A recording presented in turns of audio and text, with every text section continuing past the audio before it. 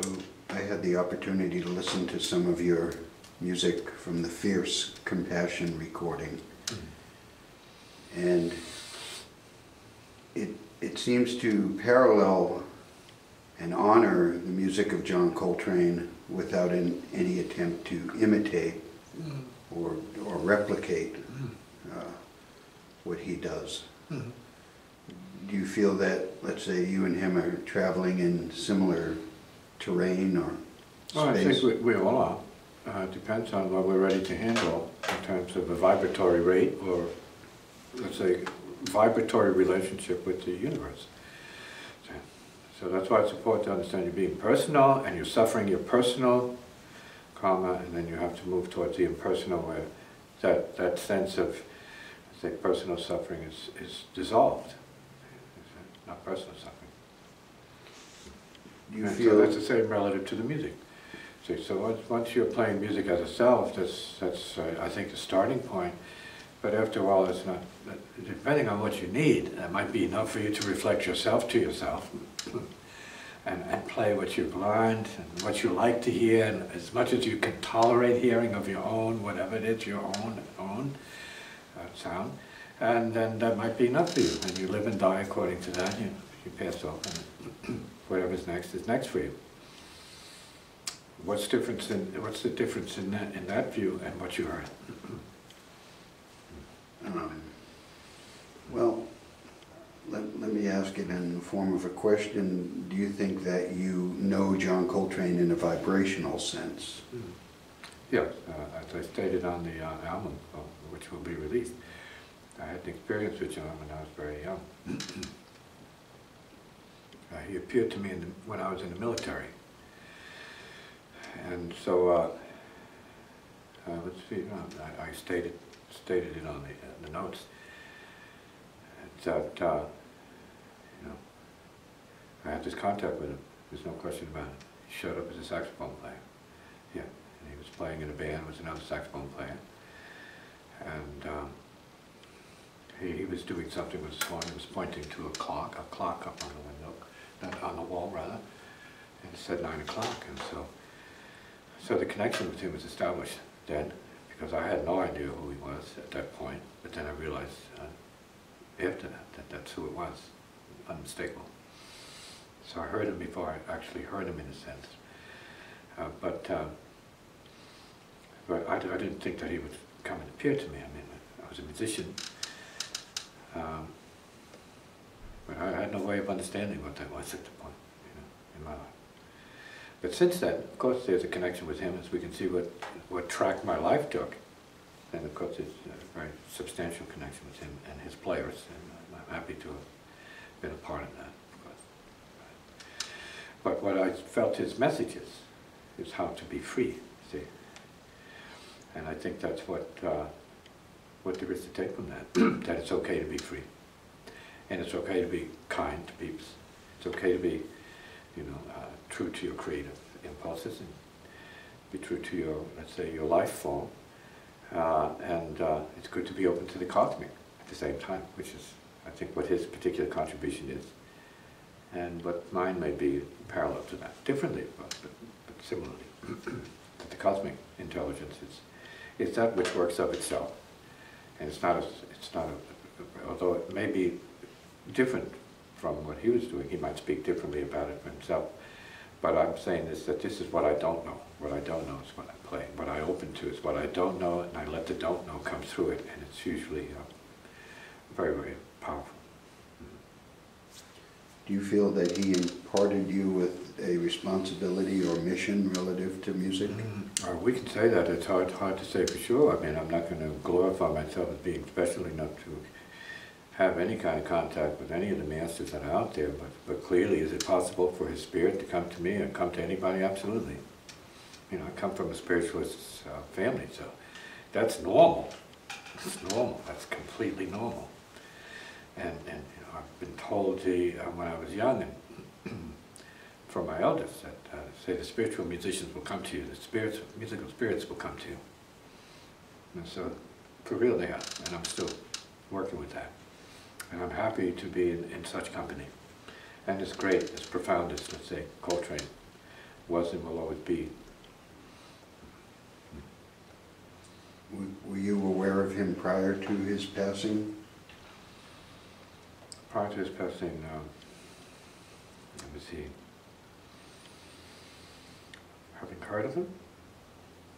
Yeah, I think yeah, I've seen enough talk in circles about him, yeah. But I wasn't interested in that. Yeah. So I heard about him, yeah. Did anything occur in your life at the time of his passing that might be related to it? Yes, I was fasting.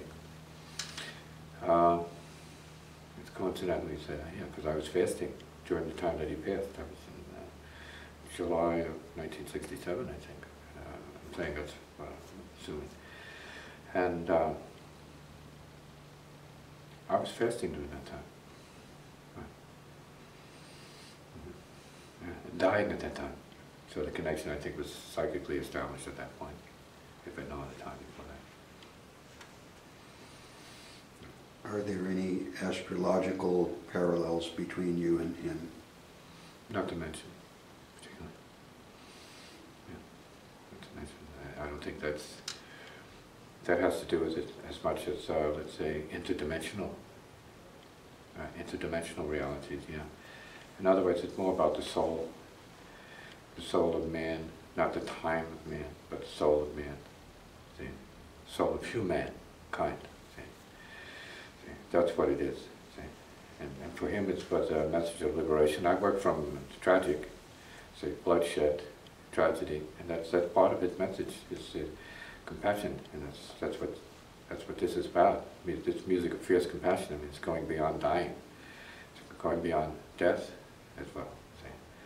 This is spiritual. I mean, it's not material. It's not limited to the material. It's not limited to self-serving anything. It's the larger picture, the larger aspect of the heart and the heart nature and heart being. And these are important to bring into musical space. To bring the infinite into musical space is not for everybody to do. To bring the cosmic into musical space is not for everyone to do in the same way. It's not for everyone to just play cosmic music and lift them in the same way. Yeah. So a lot of people can play out music and what they call cosmic music, but it doesn't take anybody anywhere particularly. It's not part of a rising.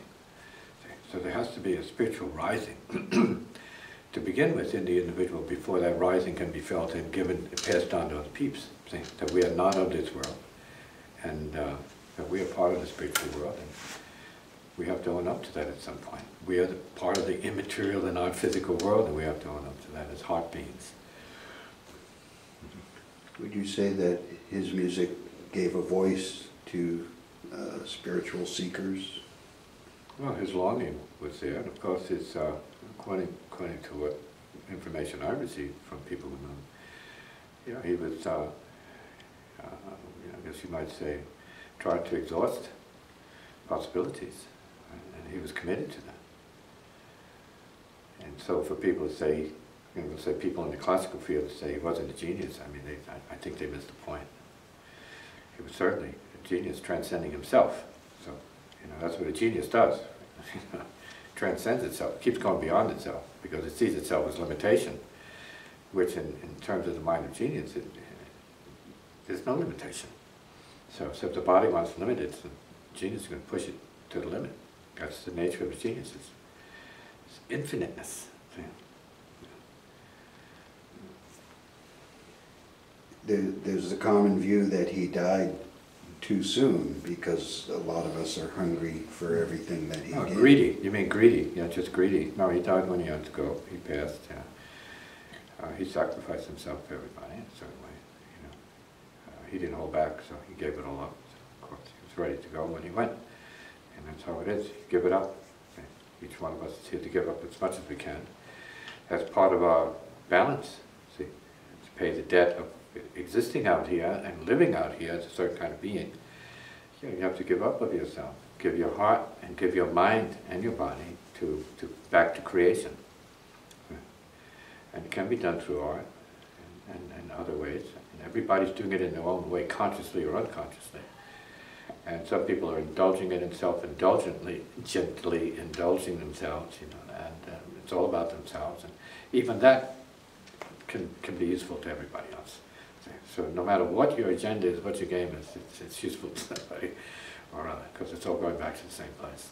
But when you're consciously giving yourself, as in the certain cases, then that makes it a more special contribution.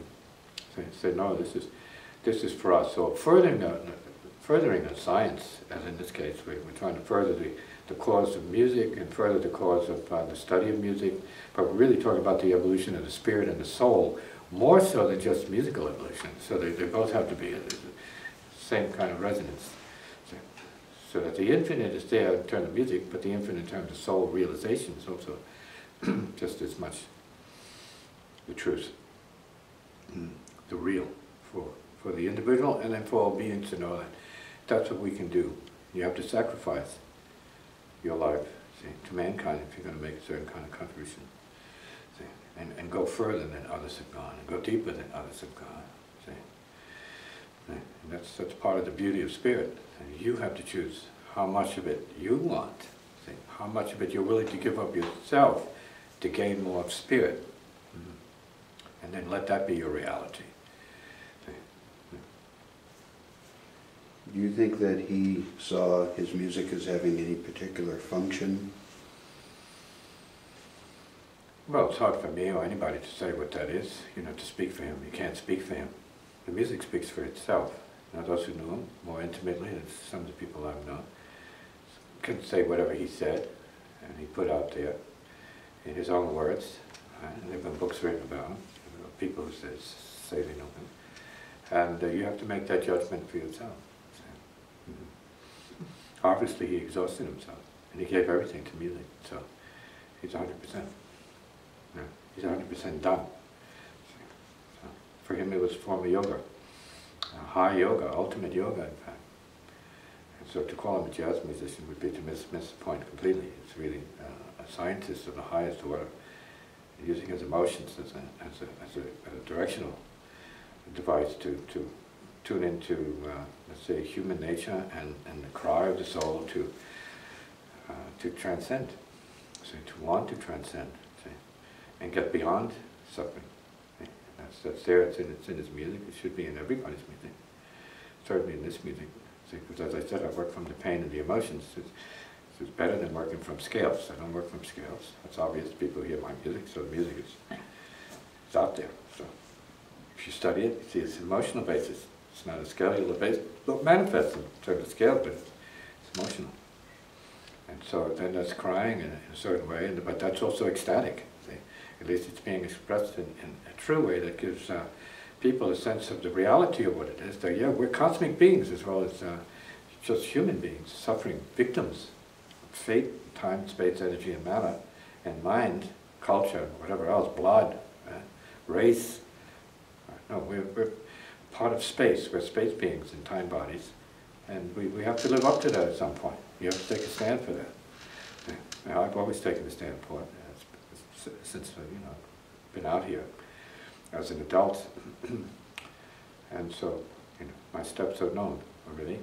And they're going to continue to be seen out along the path as we move forward, as long as I'm able to move forward and write more along these lines and play more along these lines. And look, my body holds out. Yes, of course, that'll be what's happening.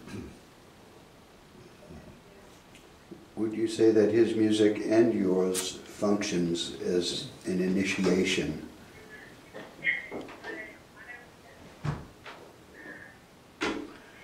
Yes, definitely.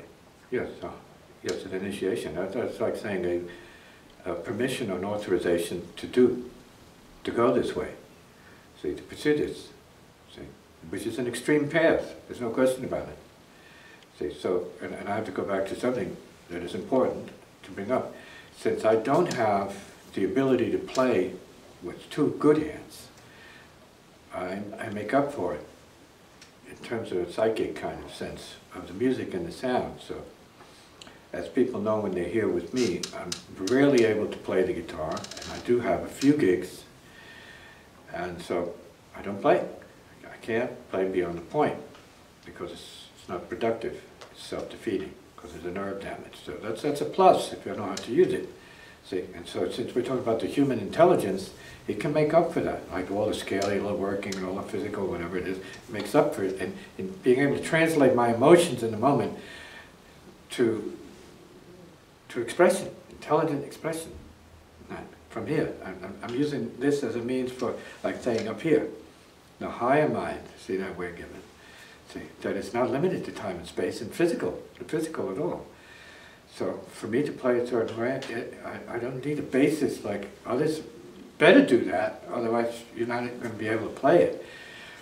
But as part of my spiritual inheritance, no, it's not given to me to be a regular player. So I'm a handicapped player, and I'd say take that as a plus.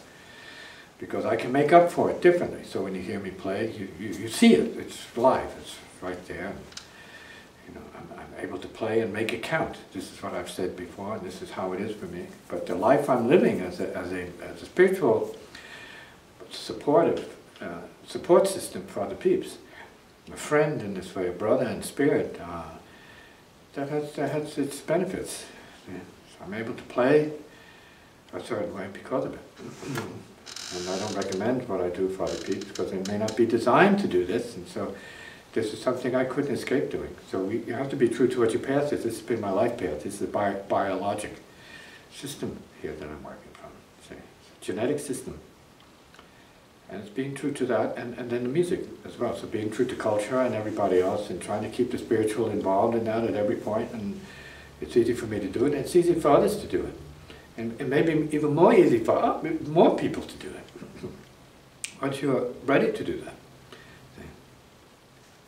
Well, the quality that your music and John Coltrane's had, that's the reason for my asking about initiation, is, let's say there's a vibrational awakening associated with your music and his, that I experience and other people experience as changing everything, and nothing will ever be the same again having experienced it.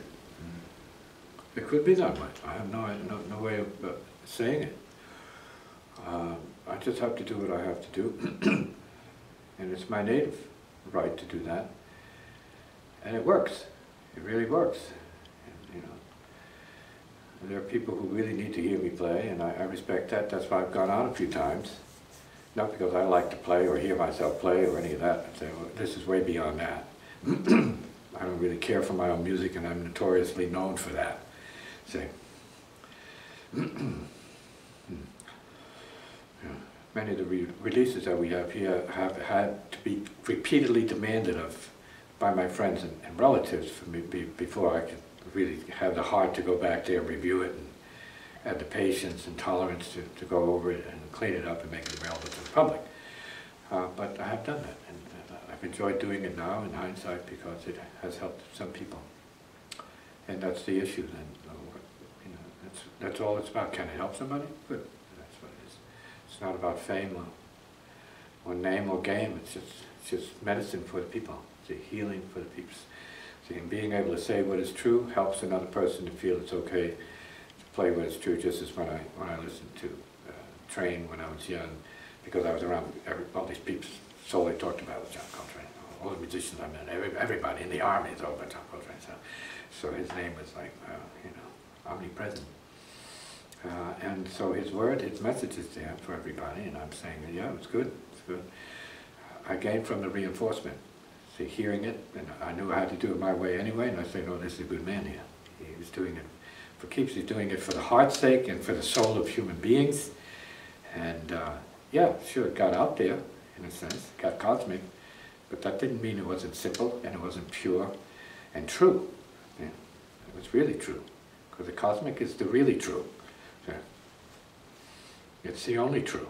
See, the total is the only one itself.